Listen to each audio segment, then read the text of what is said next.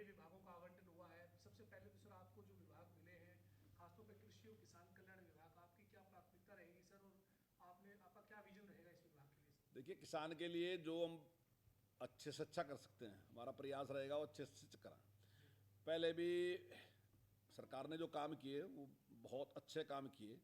चाहे मुआवजा देने की बात है, मैं समझता हूँ पिछली सरकारों के मुकाबले में 10 गुना से भी ज़्यादा मुआवजा देने का काम सरकार ने किया। चाहे किसान का जो लोन था उसमें जिस प्रकार की एक मुश्त योजना चलाई, तो उसमें भी 1100 करोड़ रुपए माफ़ करे। और अब की बार भी जो निर्णय लिया सरकार ने, तो उसमें भी हम अगर किसान एक मुश्त योजना का लाभ उठाता है तो लगभग 1750 करोड़ रुपया किसान का माफ़ होगा। तो मैं समझता हूँ इससे बहुत बड़ा लाभ किसान को होगा। दूसरा हमारा ये है कि हम पूरा प्रयास करेंगे कि जो खरीद है वो सही समय पे और ठीक तरीके से वो खरीद हो, किसान को किसी प्रकार की भी समस्या ना आए, उसके लिए हम पूरा प्रयास करेंगे। सरसों और गेहूं की खरीद को लेकर मंडियों में क्या तैयारी होगी सर, क्योंकि कैबिनेट की आज पहली औपचारिक बैठक हुई है सर मंत्रिमंडल विस्तार के और कार्यभार आवंटन के बाद, तो क्या चर्चा की गई? देखिए, मैंने पूरी तैयारी कर ली। 26 मार्च से सरसों की खरीद शुरू हो जाएगी और 1 अप्रैल से हम गेहूं की खरीद शुरू कर देंगे।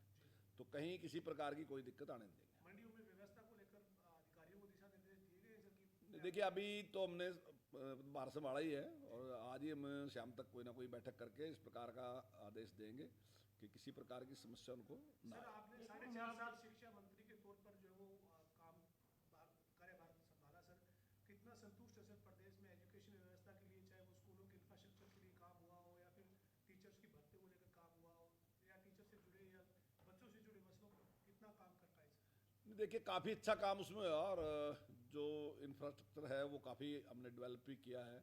चाहे स्मार्ट क्लासरूम की बात है, चाहे स्मार्ट बोर्ड की बात है, चाहे टैब देने की बात है, चाहे सुपरटेंडेंट की बात है, तो जो भी हमने काम शुरू किए उसमें काफ़ी लाभ बच्चों को हुए भी हैं। वोकेशनल एजुकेशन में हमने सबसे अच्छा काम किया और जिस प्रकार से उनको किट भी उपलब्ध हमने कराई। और जो बच्चा +2 करके निकलता है तो अगर वो चाहे तो अपना रोजगार भी शुरू कर सकता है। तो मैं समझता हूँ इन सारे उसमें काफ़ी अच्छा काम एजुकेशन में हुआ है। लेकिन एक जो मेरे मन में कसक है वो थी कि टीचरों की कमी थी, लेकिन वो टीचरों की कमी अब पूरी हो जाएगी। लगभग 20,000 टीचरों की भर्ती कर रहे हैं, तो मैं मानता हूँ कि इस सेशन में वो कमी नहीं रहेगी। तो वो यानी जो प्रोसेस विश्वास आपने शुरू किया वो कंप्लीट हो गया? निश्चित तौर से वो कंप्लीट होगा और उससे बड़ा लाभ होगा। मंत्री जी, जो पिछले हाल ही में फसल खराबत के मुआवजे की कोई चर्चा हुई? देखिए, जो फसल खराबा था उसकी गिरदावरी हो चुकी है और जहाँ जहाँ भी नुकसान होगा उसकी भरपाई करेंगे। कब तक मतलब प्रायोरिटी? अभी मैं डेट तो नहीं आपको बता सकता, लेकिन जल्दी हम उसको करेंगे। ठीक है सर। मंत्री जी, एक अरविंद केजरीवाल की जो गिरफ्तारी हुई है उसको लेकर बीजेपी पर लगातार हमला हो रहे हैं और कह रहे हैं कि चुनाव से पहले बीजेपी डर गई है, इसलिए केजरीवाल की गिरफ्तारी हुई। देखिए, बिल्कुल गलत बात है। अब किसी को भी ईडी बुलाएगी तो उसको जाना ही चाहिए। और ऐसा नहीं, केजरीवाल जी कोई देश के पहले व्यक्ति नहीं है जिसको किसी ने समन किया और बुलाया हो कि वो पहले ही व्यक्ति हैं। ऐसा इससे पहले कितने ही मुख्यमंत्री, कितने ही केंद्रीय मंत्री, कितने ही स्टेट मिनिस्टर ऐसे हैं जिनको समन किया और वो गए। स्वयं जिनको शास्त्र का समझ होता है उन्हें भी ये बात कही कि जाना चाहिए था। स्वयं कोर्ट ने भी ये बात कही कि उनको जाना चाहिए था, उसके बाद उनकी गिरफ्तारी। अब जब अगर एक व्यक्ति बिल्कुल इनकार ही कर दे कि नहीं मैं नहीं जाऊंगा, वास्तविकता में वो चाहता था कि उसको गिरफ्तार करें ताकि वो उसका लाभ ले सके। वो ये लाभ लेने के लिए इस बात का इंतजार कर रहा था कि क्योंकि मैं नहीं मानूंगा। लेकिन मैं मानता हूं ये बात कि किसी भी ऐसे व्यक्ति को जो इतने बड़े पद पे बैठा, उसको कानून का सम्मान करना चाहिए। वो किस मुंह से कहेगा आम आदमी को कि आप कानून का सम्मान करो? वो कानून को मनवाने वाला व्यक्ति है, लोगों को कहेगा कानून का पालन करो। उस संविधान की रक्षा करने वाला व्यक्ति है, वो स्वयं धज्जिया डालेगा संविधान की। तो मैं समझता हूँ कि बिल्कुल गलत था उनका निर्णय, जो भी उन्होंने निर्णय लिया। उन्होंने रिजाइन नहीं किया है अपने पद से एज चीफ मिनिस्टर। क्या आपको लगता है जेल से सरकार चलाएंगे वो? क्या देखिए, नैतिक दृष्टि से मैं मानता हूं कि पूरी तरीके से गलत है।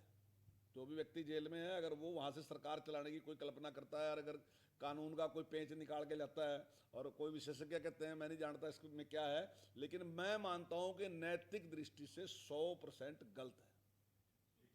सर एक होली को लेकर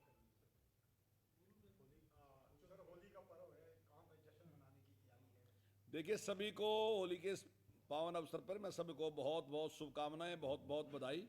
और ये जो उत्सव है बहुत ही मेल मिलाप का उत्सव है, लोगों के मिलने का उत्सव है और भाईचारे का उत्सव है। तो मैं समझता हूँ इसको खूब जोर शोर से मनाएं। और आपसी अगर कहीं मनमुटाव भी है तो मैं समझता हूँ एक अच्छा मौका है उसको बुलाने का और गले मिलने का। आप कार्यकर्ताओं के बीच मनाने जा रहे हैं सर?